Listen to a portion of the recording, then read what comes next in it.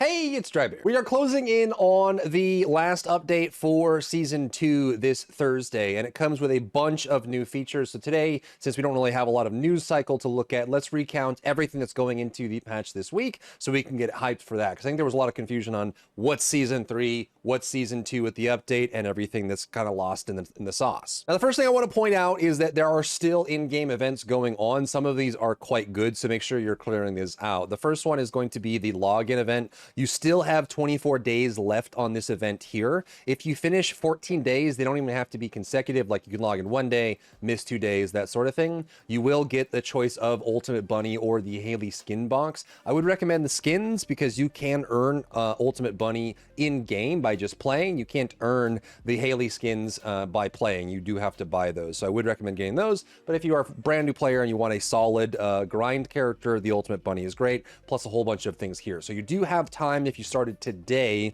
with these login bonuses to get this with 24 days left.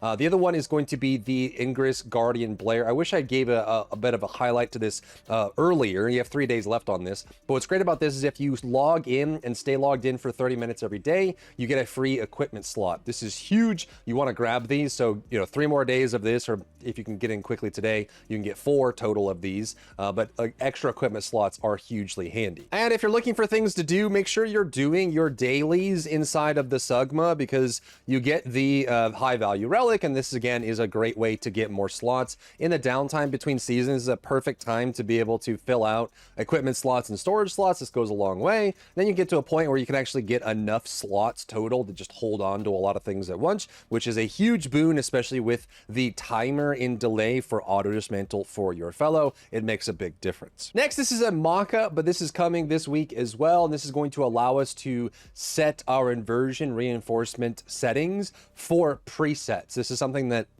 we've been asking for since Season 1. It's coming this week, so we'll be able to, as you can see here on this mock-up, you actually have the ability to set your 3 slotted inversion reinforcement buffs on the preset itself. So they've been slowly adding to this. They added the ability to set which fellow you use, customization being added, and now we get inversion reinforcement on top of that as well, which is a big boon and should help make things a little bit cleaner for you. Additionally, there will be, they're adding some setting options for the inversion reinforcement as well. As you can see on the screen here, this is not in the game currently, but we'll have the ability to set 3 different preset options for the inversion reinforcement separate from your preset configs for your characters. So you'll be able to have different setups here. And I think there's also, every season there's always a lot of value coming out of the inversion reinforcement, and it's always a pain to have to go and swap it or remember to swap it when you're moving between builds. So this is going to be a really nice game. Next, we are getting a party finder feature as well. This one's going to be pretty freaking big.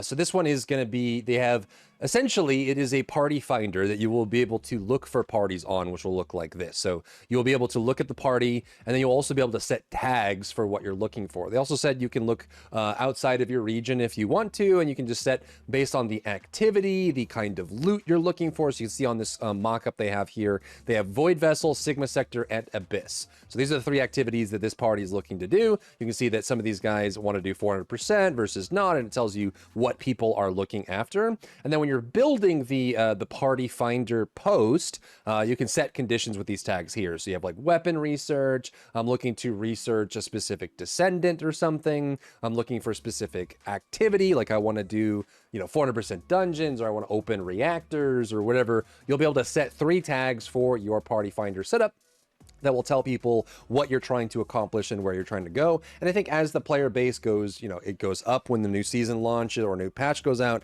and then it dwindles as the patch kind of fades away. Having something like this where people can find new players to play with, I think is good. Though I would argue also as well that a lot of players just play a looter shooter like this solo, like they just jump on and grind when they have time outside of work or life or whatever. But there are also people that really want to group up together. And hopefully with a party finder like this gives them a little bit more fuel to the fire to start doing more difficult group content. Like I imagine if we had a party finder like this when, Gluttony was first released or Deathstalker was first released, I think that would have gone a long way into getting people to not just blindly matchmake and then get mad when things don't go their way. So having a system like this is huge. Obviously this could lead to gatekeeping, but we still have matchmaking as an option if you don't want to use the party finder feature. But this is a nice social system that will make the game better overall, in my opinion. We're also getting the Gilded Blossom skin. This was announced quite a while. They showed a concept for this like 3-4 months ago. It's been quite a bit,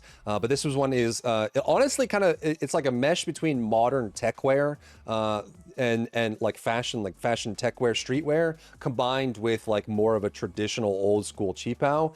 So like both those put together.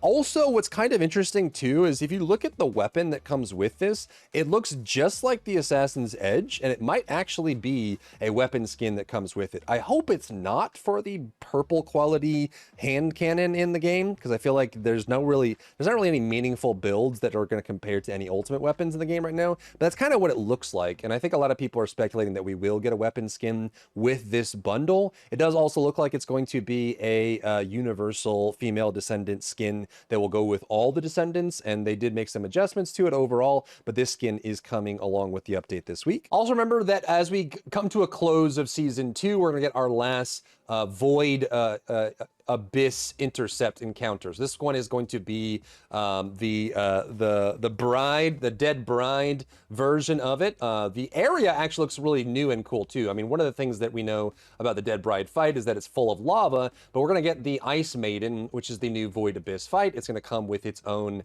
skin setup as well. There's already a dead bride skin in the game, so I'm curious what the Ice Maiden skin will look like in game as well. It's probably, I mean, there's going to be obviously a male and female version. The female version might look just like the dead bride skin, or maybe a little bit, probably some rigid body additions to it, like icicles and things like that. But a brand new Abyss Colossus. Remember, this is not a seasonal reset, which means that the green tickets that you have are still viable. You will still have them. You can spend them on the Tormentor skins or the back attachment, or you can spend those green tickets on the Ice Maiden skins or the back attachment. But those all will be lost and reset for Season 3, not with this as well. I saw some people getting confused about that, saying, are my green tickets going away when Tormentor goes away? No, it's usually a full season that they hold on to those for, which means that even though Tormentor likely may not be selectable in the menu, depending on what they decide to do with that this time around. But you will still be able to use your green tickets on the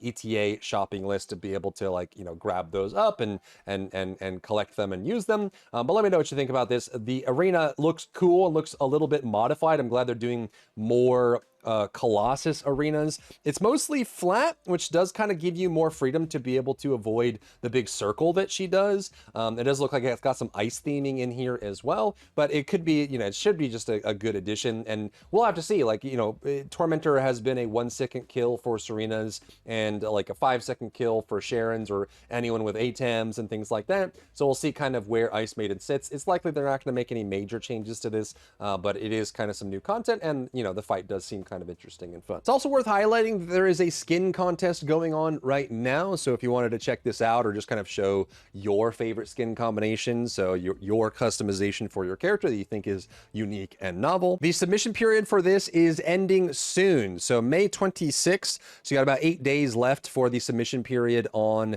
this skin contest. The final voting will take place June 18th to June 25th, so next month, probably around the start of Season 3 or close to it. And then they'll show details on the winners once that's finally done. They have a full sign-up process and how you submit your skin customization for the skin contest online. They also have different categories for, like this skin for your fellow, or like men, women, and then unisex between the different categories there as well. They probably did this because they felt like the TFD audience is going to have a proclivity to voting for a certain kind of skin for a certain kind of Descendant. So I think it's very very astute of them to be able to separate these into different categories so that a certain kind of skin will not be completely shut out by another kind of skin in the skin contest. The voting will be a combination of implementation and game readiness,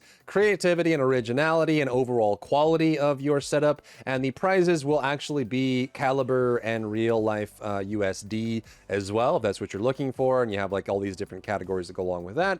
Plus they're also going to be giving us like, you'll be honored in game, plus some TFD merchandise, whatever that means. But this is kind of a cool thing to go on. So if you wanted to submit that, make sure you do that this week and through the weekend. And yes, with the patch this week, we are getting the dynamic motion, which the scientists, the physicists, the engineers at Magnum have been diligently studying the movements of planetary bodies, black holes, the effects of gravity on different sizes of mass, and the planetary alignments, and how the vacuum of space affects the movement of large or small bodies of mass. And they've learned a lot about the applied physics of this, and they're bringing all of that scientific discovery into the First Descendant with the patch this week. So this week you will be getting both upper body and lower body applied physics, the dynamic motion system coming along. So if that's something you've been waiting for,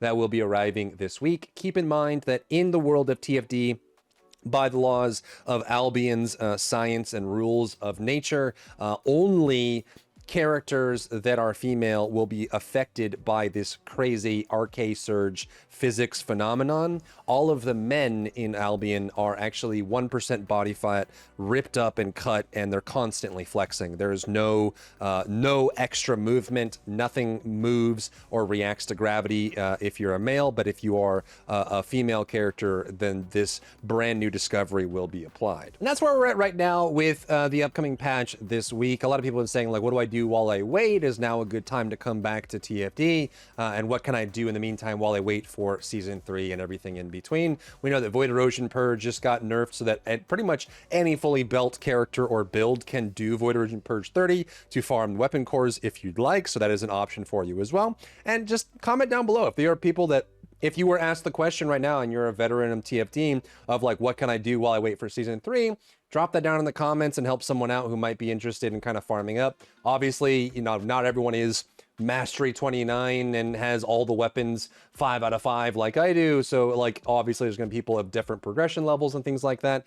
So obviously there are, going to be people that have more to do versus less, but just drop that down in the comments and let me know what you think about the content coming this week for the First Descendant. If you found value in today's video, leave a like down below, leave a comment for the algorithm to help this video get seen by more people. And don't forget to check out my other channels for other content and other stuff and other things.